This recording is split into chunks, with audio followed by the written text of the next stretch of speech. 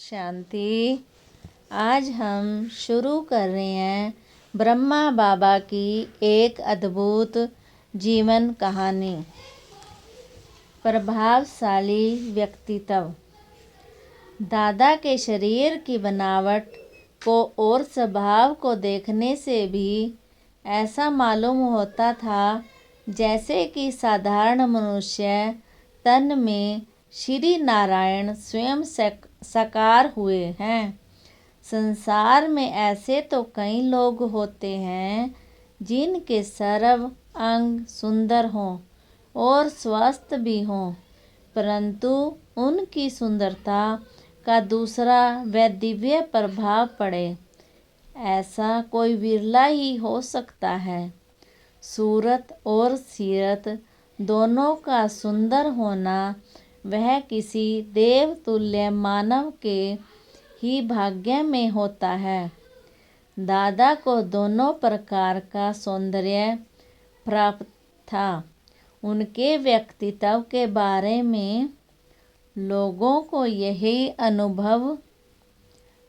अनुभव दादा को ईश्वरीय ज्ञान होने से पहले भी होता था। उनका व्यक्तित्व ऐसा चुंबकीय था कि जो कोई भी उनके संपर्क में आता वह स्नेह और आकर्षण अनुभव करता। उनका गैर वर्ण था और एक विशेष प्रकार का सुंदर चेहरा था। उनका कद ऊंचा था, शरीर संतुलित था, मुखमंडल दिव्य कांति से देदीवान था।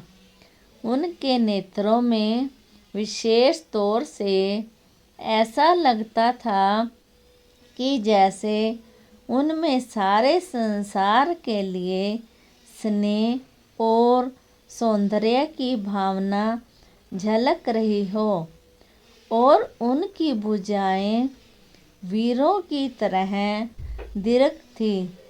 वे उनके साहस और सहनशीलता की प्रतीक थी। उनका व्यक्तित्व ऐसा था कि साधारण वेश में भी वे एक राजा मालूम होते थे। उनका व्यापारिक संबंध भी बहुत राजाओं से था। परमात्मा शिव के प्रवेश होने के बाद उनके ये संस्कार ईश्वरीय सेवा में भी बहुत काम आए। बाबा सदा रॉयल्टी से या राजकोलोचित रीति से ही ईश्वरीय सेवा करने का आदेश देते थे, परंतु उन्हें गरीब जीवन का भी अनुभव था, इसलिए गरीबों से उनकी विशेष सहानुभूति थी। वे कहा करते थे कि परमात्मा गरीब निवाज है।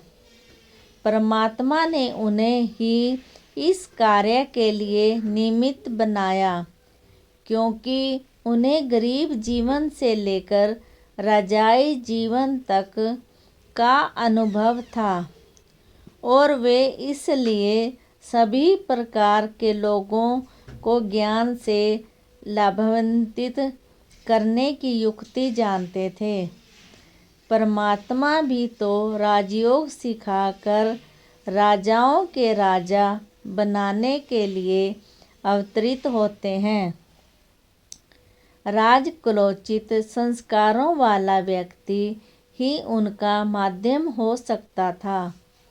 दादा को धन की वैभवों की सत्ता की जरा भी भूख न थी। वे बिल्कुल तृप्त थे, इसलिए वे दूसरों के संस्कारों को भी ऐसा बनाने में काम आए। वे सभी वत्सों को शिक्षा देते, बच्चे मांगने से मरना भला, किसी भी से दान या चंदा चीरा न मांगना, क्योंकि आप दाता के बच्चे हो और राजाओं के राजा बनने वाले हो। दादा सच्चे राजाओं जैसे ही श्रेष्ठाचार, आतिथ्य, उदारता, स्वच्छता आदि गुणों को धारण करने की शिक्षा देते थे। वे उदारचित इतने थे कि यदि कोई सखावत करना चाहे तो उनसे सीखे। वे एक एक आत्मा के कल्याण के लिए काफ़ी धन का व्यय करने को तैयार रहते थे। और अगला महावाक्य कल सुबह सुनेंगे। ओम शांति।